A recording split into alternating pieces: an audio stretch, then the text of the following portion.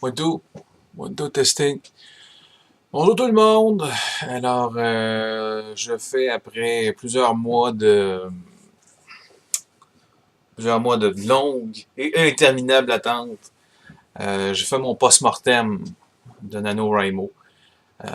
Ça va être un petit peu beaucoup décousu. Là, donnez-moi une chance. C'est l'histoire de ma vie d'être décousu. Fait que j'avais dit que je ferais probablement un post-mortem quelques jours ou quelques semaines ou tout au plus après le NaNoWriMo qui s'est fini le 30 novembre, pour ceux qui s'en rappellent. Fait que on est le 19 avril. Mais qu'est-ce qui s'est passé, David? Qu'est-ce qui s'est passé dans ta vie, dans ta tête? Non. On va faire un petit. On va revenir un peu en arrière, si vous le permettez bien. 30 novembre 2014, j'ai réussi mon NaNoWriMo. J'étais content, j'étais fier de moi. Je me suis dit, bon, on va prendre quelques jours de repos. Une petite semaine, 10 jours, tout au plus. Juste pour prendre le temps de m'aérer l'esprit un peu, faire autre chose. Mine de rien, j'ai passé presque un mois sans gamer. Euh, Finalement, la semaine, 10 jours, s'est transformée en 2 semaines, puis 3 semaines, puis un mois. Ça a été jusqu'au début mi-janvier avant que je me donne la peine de réouvrir mon roman. Puis, comment dire, j'avais l'impression de lire, que j'ai ouvert ça pour la première fois, là, par après, je me suis dit, mais quel immonde torchon venu des enfers!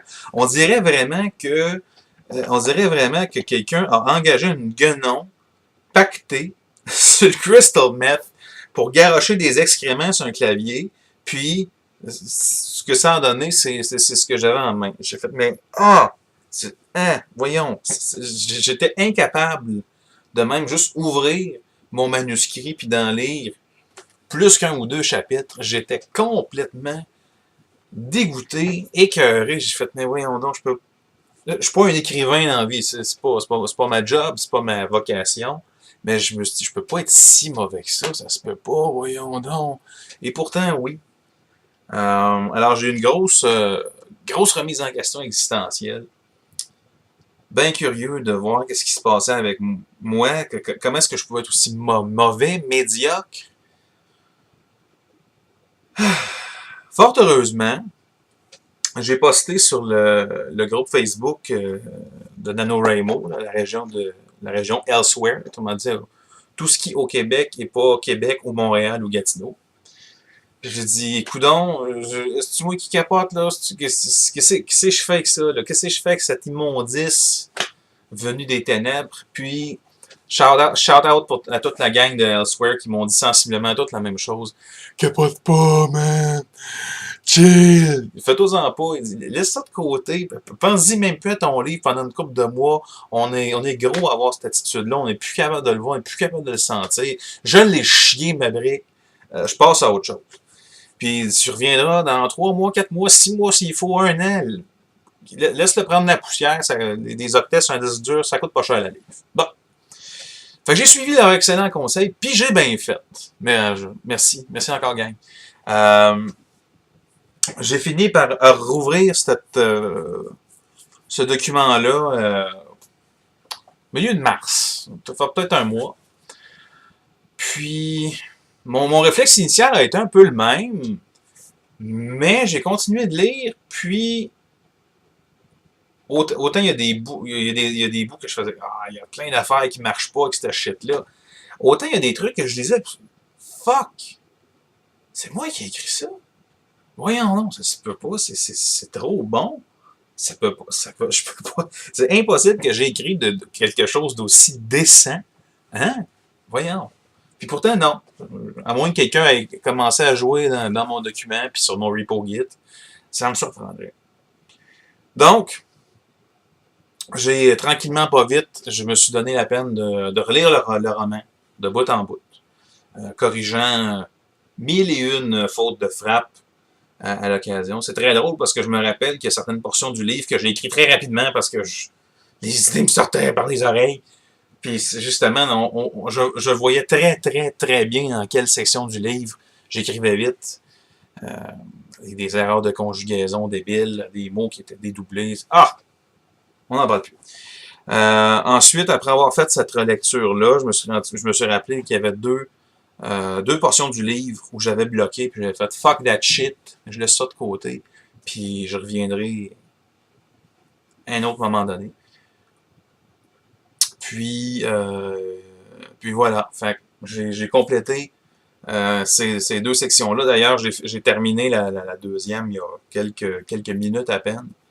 Donc, techniquement parlant, mon livre est écrit. Et tous les mots qui étaient à être dedans le sont, bon, en théorie. Évidemment, il n'est pas terminé. Terminé. Euh, en le réalisant, oui, j'ai écrit les deux bouts qui manquaient, mais il y a des sections qui vont devoir être réécrites. C'est un peu ça le problème quand on se tape une séance d'écriture aussi longue et aussi consécutive. C'est qu'on pense de façon linéaire, on part du point A puis on s'en va au point B. Puis on se badre pas trop avec les détails. En lisant, je me rends compte qu'il y a des éléments qui manquent, il y a des trucs qui sont précipités. Il y a des choses qui, à la fin du livre, j'ai une vision légèrement différente d'un personnage ou d'un événement. Fait que bref, il y a des séquences que je vais réécrire. Puis ça, je m'en fais pas trop avec ça. Parce que je pense que le plus important pour moi jusqu'à maintenant, c'était la relecture, puis de boucher les deux portions qui manquaient. Fait que ça, c'est fait. J'en suis bien heureux. Fait que là, on arrive au milieu d'avril. J'aimerais ça être capable de prendre un petit 2 semaines. Je vais essayer de me donner un objectif réaliste.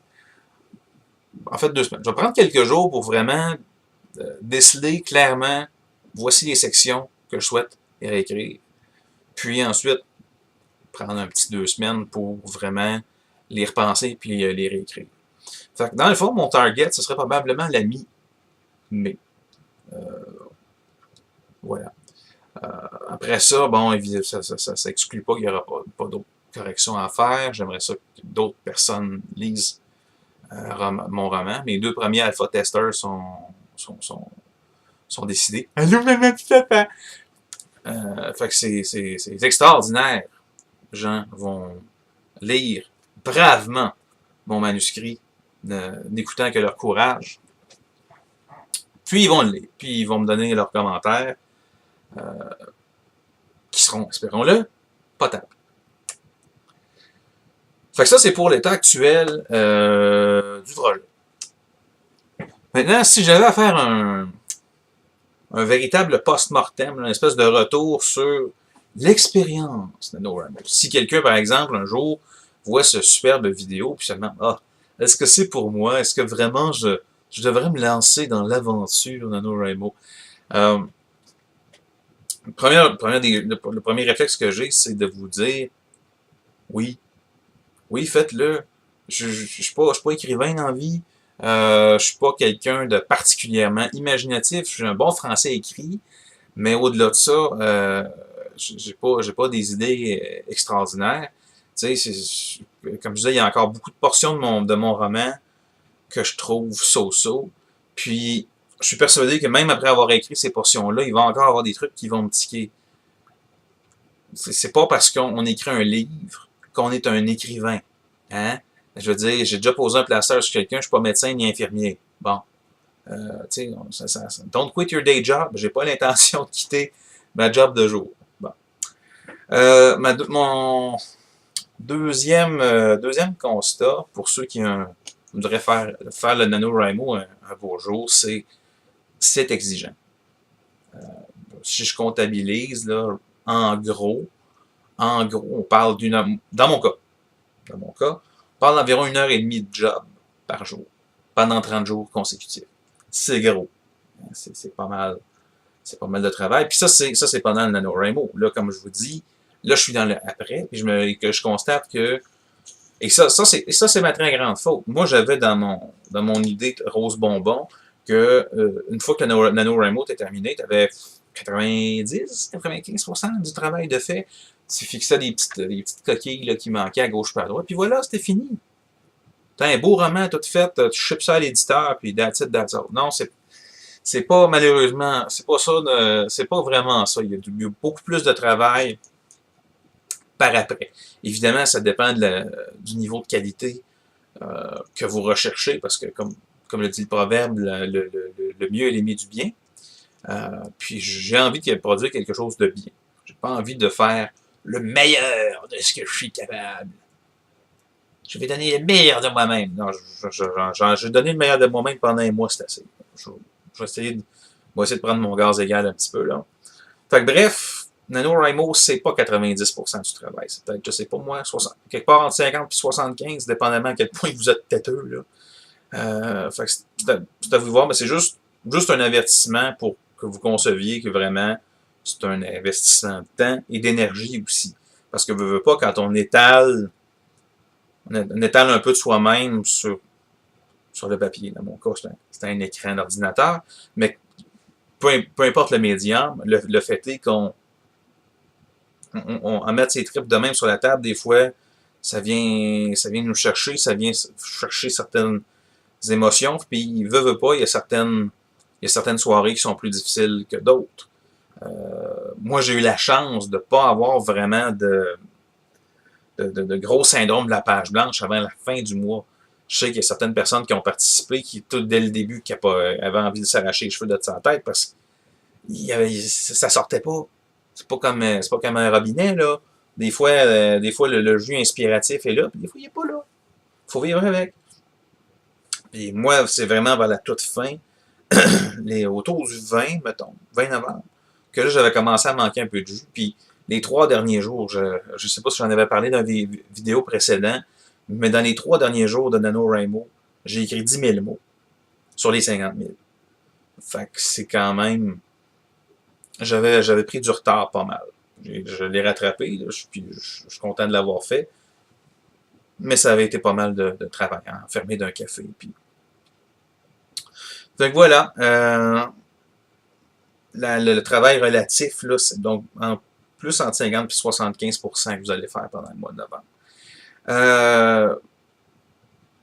Conseil que je peux vous donner, c'est le même qu'on m'a déjà donné. Ayez pas peur de laisser votre manuscrit de côté par après. Puis même pendant, si vous avez envie de prendre une journée off à milieu du mois, juste pour faire autre chose de votre vie, faites-le. Je veux dire, je veux dire, votre budget de mots, parce que c'est un budget, vous l'arrangez comme vous voulez. Ça fait 1667 mots par jour. Ben, si vous décidez que vous prenez une journée off, ben, vous répandez ça uniformément sur 29 jours, et ça se fait bien. Fait que voilà, je pourrais peut-être continuer longuement comme ça, mais l'essentiel de mon message est passé. Fait que, bref, j'aurais pu résumer ça en les mots suivants. Il est fini ton roman, David? Non, mais il avance très bien, parce qu'on me la pose encore à l'occasion, la question. Bientôt, il sera terminé. À ce moment-là, je vais propager les nouvelles. Probablement m'acheter un beau nom de domaine pour pouvoir rendre ça disponible. Fait que voilà, merci à vous tous qui m'aviez suivi au mois de novembre, puis qui, avec un peu de chance, m'écoutent encore, vous êtes bien fin. Gros shout-out encore à la gang de Elsewhere. Puis c'est ça, fait que vous aurez probablement des nouvelles, si tout va bien, dans un mois. Évidemment, j'avais dit quelque chose qui ressemblait à ça à la fin de novembre. Ça s'est pas passé tout à fait comme ça, mais maintenant que j'ai une perspective différente sur mon projet, je pense que c'est pas mal plus réaliste de se donner ce genre d'objectif-là. Alors sur ce, mesdames, messieurs, bonjour, bonsoir, où vous soyez, qui vous soyez. Ciao.